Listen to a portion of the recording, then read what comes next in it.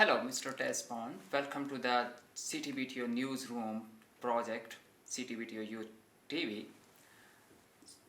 So you are like the vice chairman of the NTI and also the former US secretary. So what are your like the perspective on the current US-Iran nuclear deal that US withdraw from that deal? So do you think that the European Union people, they will keep stick with the Iran that deal? So I think like most people in the United Kingdom, but certainly our political class support wholeheartedly the deal with Iran, the Joint Comprehensive Plan of Action. We, for years, were concerned about the possibility that Iran would have a nuclear weapon, and for many years the process of trying to dissuade them from that path was matched only by their inexorable march towards it. But we then managed, as a consequence of concentrated sanctions supported by the European Union and other work that was done behind the scenes, to get Iran to the table, and 2 years of very hard negotiation, we got what was an historic deal,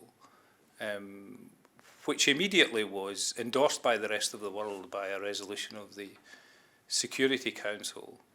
And our view was that this deal, while it didn't solve all the problems with Iran, was the best that could be got. And that deal would, we believed, if implemented, inevitably lead to bringing Iran back into the world's family in relation to non-proliferation. It was strongly supported by the United States, and it was significantly negotiated by their negotiator. So we supported it, and you shouldn't underestimate how significant this was, how historic it was to have China, Russia, United States, 3 representative European countries and the EU all involved in this negotiation. Was something that we never thought we would see. So it was a great day when we got this deal, and we strongly support it. And the Americans, have come out of the deal on an interpretation of the deal which I think misrepresents it, because of course it doesn't deal with these other problems about Iran's behaviour, about its missile program, but it was never designed to do that, and had we brought that into the negotiations, we wouldn't have got the deal. So the question is the deal that pushes Iran beyond the point of breakout for at least 12 months, gives us significant notice, and then gives us a framework and a commitment from them, a treaty commitment that they will never have a nuclear weapon that we can force, plus the surveillance of their country and the verification processes, the agreement that they made to surveillance and verification beyond the additional protocol of the NPT, and the opportunity to ensure that they had destroyed a significant amount of their capability. Was that a good place to be? And we believe it is. So we still are of that view. I mean, we haven't changed our view about that, because the United States have come to the conclusion that it was a bad deal, and it's very disappointing. And the European Union and its partners will stay in this and try to make it work. And Iran has said, thankfully, that if they can get out of the deal what they thought they'd negotiated from that reduced membership, as it were, then they will stay in it too. So we now have to deal with what the United States will do by way of sanctions, and whether they will have a secondary effect on us that will make it difficult for us to continue to build a trading relationship with Iran, which was part of the deal. So that will be the test of it, but we are determined to try and make this work. And suppose in the worst case, like the Iran also like the withdraw from the treaty and they start their nuclear program, then Saudi Arabia is also saying that they are going to start also their program. So as a vice chairman of the NTI, what you comment on for the Middle East whole peace process? Well, I mean, the Middle East peace process is in great difficulties at the moment in any event. I mean, it has not been advancing, and the Middle East is deteriorating more broadly. Security in the Middle East has got very much worse over the last few years. So there are lots of factors there. I mean, you ask me what I think. I mean, this cannot be good, but this is an outstanding example of why we have to keep the deal.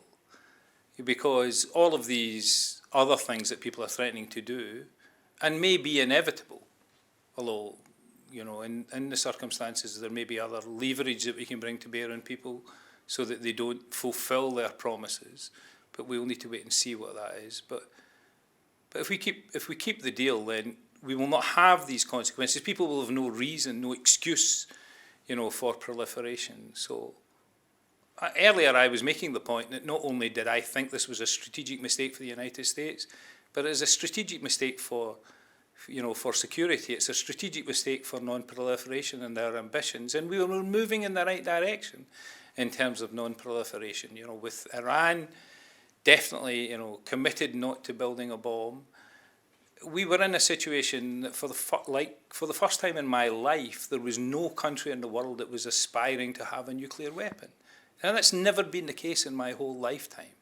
And that's a good place to be. You know, we have 9 countries who have nuclear weapons, and we should try to get those that are part of the NPT to live up to their commitment to come out. And those that are not, you know, we should try to bring into the fold. But these are other challenges, you know.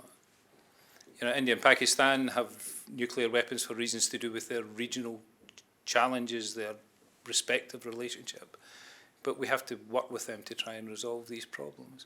So, and same like you discussed about the Pakistan and India, like on the other side, US is going to make it, like already made a nuclear civil deal with the India, and India is going to also spend like $56 billion for the building the new, like the nuclear arsenal or the missile program, and same as Pakistan is enhancing its budget for the defense. Yeah. So how you think that we can, like especially the youth or the international community, can de-escalate the tension in that region?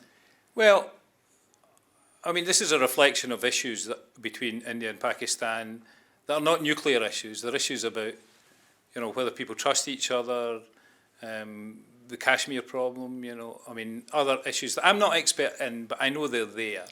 And, you know, India and Pakistan need to get down around about the table and resolve them, because they're not going to go away unless they resolve them. And you have to ask yourself, if you aspire to have some decision-making role in your country, you know, do you just want to live in this continual situation where your only peace relies upon you having weapons that can obliterate the other side? Is that the only way you're going to get a decent night's sleep at night? You know, when you look at the rest of the world, there's the whole of Latin and South America. There is no country there that has a nuclear weapon, no country there that has nuclear security depending on an umbrella. But these people all manage to sleep well. You know, they go to bed at night and they go to sleep and they get up in the morning and they're alive. So if they can do it, then people can do it. And it's not that they haven't had problems among themselves, but people negotiate them and they have to resolve them, or they park them and say, you know, we'll go on and do other things together while we're doing this. So that's my suggestion as to how people think about that. But you know, it's not inevitable that even countries who have nuclear weapons have to keep making fissile material. You know, how much fissile material do you think you actually need if you want to be a nuclear-armed state? So we have an answer to this, they're building, continuing to make, which is that we know, and we've known for nearly 50 years now, that if we had a fissile material cut-off treaty, then we would all agree to stop making this stuff. And if we don't have fissile material, you can't have nuclear weapons, and then we can start working about how we get rid of it. Because my own country has too much of it, you know. And we need to get rid of large quantities of it. It's not as if there's not enough of it in the world. There's more than enough. And I venture to suggest that both India and Pakistan have enough fissile material already to be able to do significant damage to each other if they wanted to.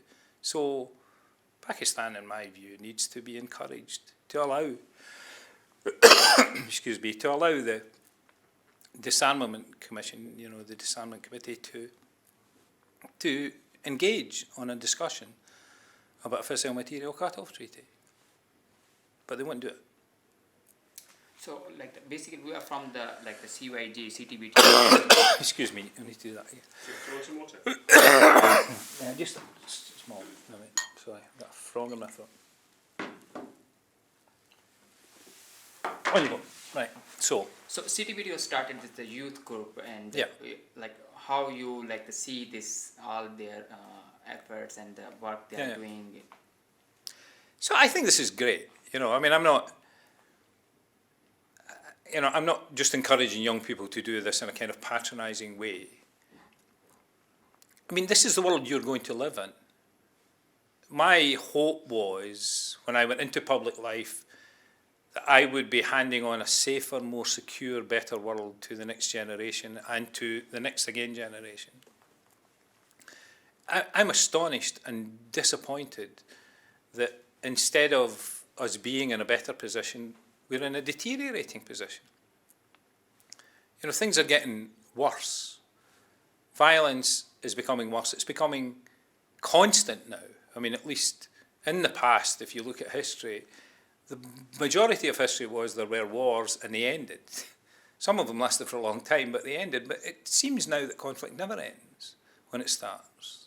And it has terrible consequences for displaced people, for poverty, for keeping people in poverty.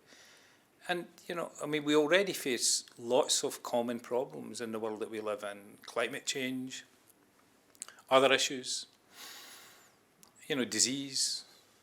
Why do we constantly have to make these problems for each other, you know? And I believe that if young people like you learn to live and work with each other across the world, in an environment in which you are made aware of the nature of the problems that we face and that you will inherit, and start to trust each other. And that's the most important thing. If you trust each other and have confidence and trust each other's word, that you will keep your word, then you can start to plan for a world that is different. You know, you need to start asking yourself, what sort of world do I want to live in? Am I happy just to live in the world that I presently live in? Because if you are, then, you know, God help you, you know. But if you want to have a better world, if you want to have a world in which we all share the quality of life that the people that live in this great city have, then you're going to have to make it.